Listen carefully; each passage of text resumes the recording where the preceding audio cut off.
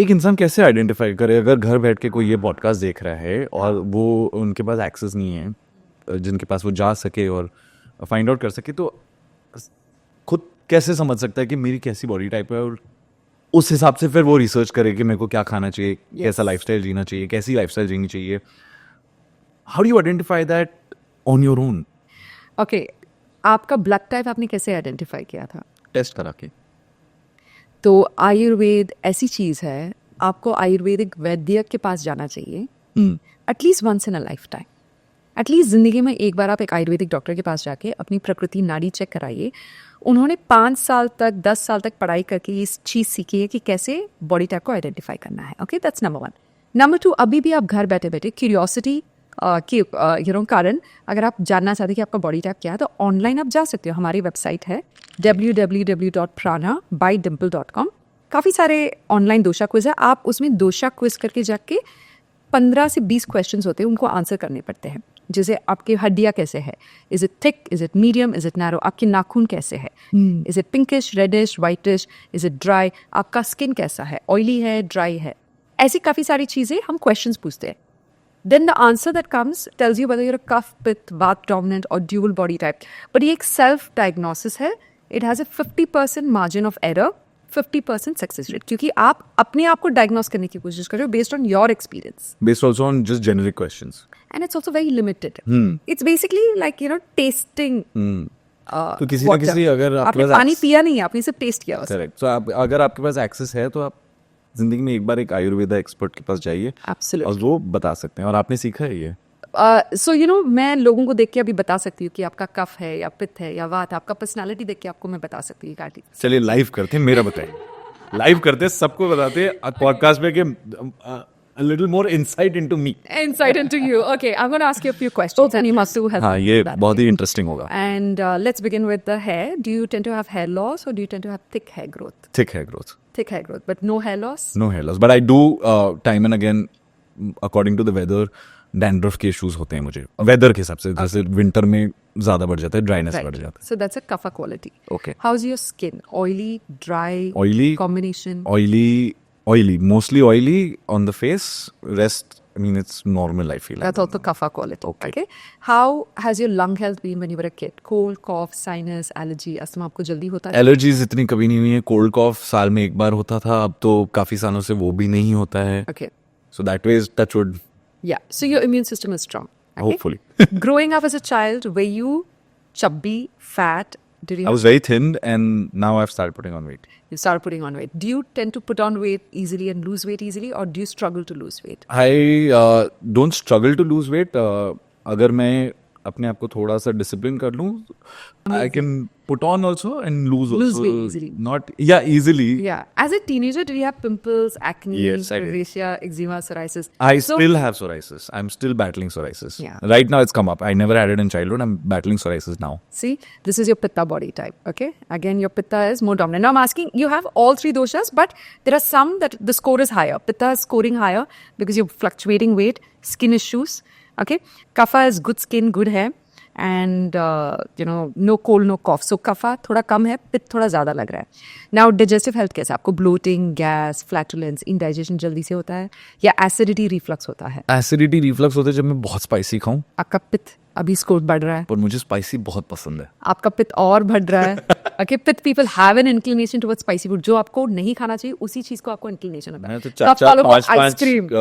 4-5 हरी मिर्ची खा रहा तो आपका पित्त का स्कोर बढ़ता जा रहा है। आपका पर्सनैलिटी एम्बिशियस है या आप लेड बैक है, लेजी है, सोशलाइजिंग करना अच्छा नहीं लगता, या बहुत ज्यादा क्रिएटिव, हाइपर एक्टिव है? बैलेंस्ड है। है। जब मैं किसी पे कमिट करता हूँ तो फिर मैं, जैसे अभी ये podcast, I am fully into it.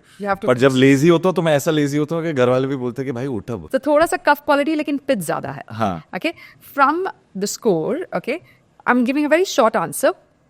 You have an inclination towards skin diseases, pimples, acne as a teenager, rosacea, eczema, psoriasis, urticaria as a grown-up, burning sensation, acidity, reflux, desire for spicy foods, okay? Early graying of hair if you continue on this path. I do have. That's actually been a genetic thing. It's not genetic, it's your pitta body type again, okay? Sharp features, ambitious, Okay, fluctuating weight, tendency to put on weight easily, lose weight easily. So you're a pitta dominant body type. थोड़ा सा कफ quality भी है आपका, वात उतना नहीं है. तो 7 प्रोटोटाइप्स में से ये आप dual Pitta body type dominant? है, पित्ता कफा डोमिनेंट बॉडी टाइप. पित्त is more dominant in your body. Now for you, simple diet plan I'll tell you. Since we've हाँ, identified the problem. ये बहुत ही we interesting might as well है. give the ये जो solution. आपने सवाल पूछे ये आप हर इंसान को पूछेंगे पर Yes. उनके जवाब अलग होंगे. अलग तो होंगे. कुछ ना कुछ इन्फॉर्मेशन तो इससे मिली गई. Huh. Now, you touched upon that question about digestive health with Agni. Agni. Okay, so I'm going to correlate that answer here now. I'm bringing all the points together now. Okay. आपका जो body type है पित्त dominant body type है. Okay, तो आपको कौन सी चीजें नहीं खाना चाहिए? खट्टी चीजें आपको बिल्कुल नहीं खाना चाहिए. जैसे कि अचार, नींबू, टमाटर, इमली, फर्मेंटेड फूड्स, अचार, कुम्बुचा, केफिर, सौरकाट, पिकल्स, पापड़, इडली, डोसा, ढोकला जो रात की बनी है आपको बिल्कुल नहीं खाना चाहिए. फ्रेश डोसा खा सकते हैं. Moong dosa, ragi dosa, quinoa dosa made fresh in the morning. You can soak it overnight, blend it in the morning and have it. That is fine. But आपको फर्मेंटेड फूड्स बिल्कुल नहीं खानी चाहिए. Fermented foods is trigger for psoriasis. Beer, wine, alcohol is a trigger for psoriasis. Okay. At this point in time, you should also stay away from all acidic foods. The more acidity goes up in your body, the more psoriasis will get triggered. Acidity, burning sensation will also get triggered. What are acidic foods? Very general discussion. Meat, seafood, eggs, dairy products are acidic in nature. Okay. Okay, they're also called tamasic foods. They have a negative vibrational frequency when you talk about spiritual health. Okay, what are alkaline foods? All fruits, vegetables, grains, pulses, beans, legumes, nuts, seeds. आपके जमीन के ऊपर जो भी चीजें उगती है वो सब सात्विक है. आलू, प्याज, लहसुन भी थोड़ा तामसिक होता है. Okay? जमीन के ऊपर जो भी उगता है उनको सूर्य की रोशनी मिलती है. They have prana, source of life. Okay? जो जमीन के नीचे उगता है वो तामसिक हो जाता है थोड़ा सा, बिकॉज उसमें पानी और पृथ्वी ज्यादा होने की वजह से उसमें काफी सारे कीटाणु ग्रो होते हैं.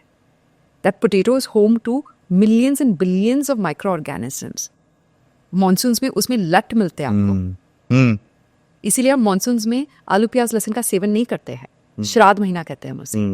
हम सिर्फ जमीन के ऊपर उगती चीजों का सेवन करते हैं. तो आपको भी जमीन के ऊपर की चीजों का सेवन करना चाहिए. प्याज और लहसुन नहीं खाना चाहिए ज्यादा, क्योंकि वो भी पित्त बढ़ाता है. एप्पल साइडर विनेगर आपके लिए बहुत ही जहरीला है. You should never touch it. It's double fermented. I don't. Okay, and आपको क्या खाना चाहिए? मीठी चीज़ें खानी चाहिए. मीठी चीज़ें यानी गेहूँ, चावल, okay, red rice, brown rice. Brown rice थोड़ा कम, बिकॉज वो पित्त बढ़ाता है. ब्लैक राइस खा सकते हो आप. आप मखाई, रागी, अमरंद, ये सारी चीज़ें खा सकते हो. बाजरा थोड़ा कम, वो गर्म करता है. जवार ज़्यादा खा सकते हो आप, वो भी ठंडा करता है. करेक्ट. रागी ठंडा करता है. रागी बहुत अच्छा आपके लिए. आप हर सब्जी का सेवन कर सकते हो. लेकिन कैप्सिकम यानी आप उसको अंग्रेजी मिर्च कहते हैं, शिमला मिर्च, फिर प्याज, लहसुन और मूली, इन चीज़ों का सेवन कम करना चाहिए. बैंगन का सेवन भी कम करना चाहिए. ये पित्त बढ़ाता है. ओके, खट्टी चीज़ें कम हो गई. नमकीन चीज़ें आपको ज़्यादा नहीं खानी चाहिए. जैसे कोई भी चीज़ में ऊपर से नमक डाला है, चिप्स हुआ, कुरकुरे हुआ, ये सारी चीज़ें आपको नहीं खानी चाहिए, है ना. तो नमकीन इज़ आउट, खट्टी चीज़ें आउट, एंड तली हुई चीज़ें आउट, और गर्म करने वाली चीज़ें out. Instead you will have foods that are sweet, bitter. Bitter आपके लिए बहुत अच्छा, क्योंकि वो खून को साफ करता है. And astringent, blueberries, cranberries, raspberries, ये भी बहुत अच्छा है. एंड दूसरी चीज़ है, आपका पित्त ज़्यादा है, अग्नि ज़्यादा है. अग्नि को शांत करने के लिए आपको रोज सुबह गर्म पानी में 1 चम्मच घी डाल के सेवन करना चाहिए. I don't like ghee. But it's very very important. Fair enough. Yeah. Very very important for you. Okay, आपको तेल की चीज़ें नहीं खानी चाहिए. तो आपको सब्जी, दाल वगैरह तेल में नहीं बनाना है, घी में बनाना है. सब्जी को आप पानी में भी बना सकते हो. आप तेल गर्म करके उसमें छौंक डालते हो, आप पानी गर्म करके सब्जी डाल के भी बना सकते हो. Correct. ओके, तेल का सेवन आपको बंद करना पड़ेगा. घी का सेवन ज़्यादा करना पड़ेगा. एंड फर्मेंटेड फूड्स, खट्टी चीज़ें, ऑल दैट आउट.